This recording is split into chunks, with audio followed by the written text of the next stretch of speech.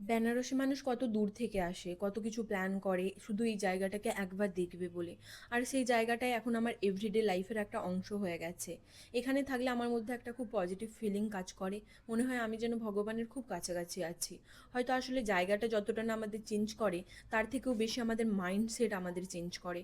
আমরা আসলে মাইন্ডকে যেভাবে দেখি, যেভাবে ভাবতে শেখাই, পৃথিবীটাকে অনেকটাই সেভাবে দেখতে শুরু করি।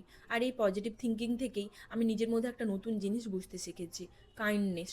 একসময় আমি ভাবতাম আমার মধ্যে এতটা দয়া থাকা হয়তো আমার একটা উইকনেস, কারণ অনেক সময় মানুষ সেটা অ্যাডভান্টেজ নেয়।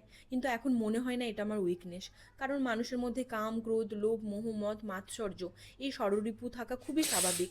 আমার মধ্যেও আছে।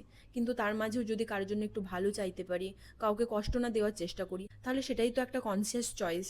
আমি পারফেক্ট নই, কিন্তু আমার মধ্যে এই কাইন্ডনেসটা আছে, আর এটার জন্য আমি সত্যিই গ্রেটফুল। এটা আমাকে একটা আলাদা শান্তি আর আত্মসন্তুষ্টি দেয়। আর তখন মাঝে মাঝে মনে হয় maybe I am God's favourite child.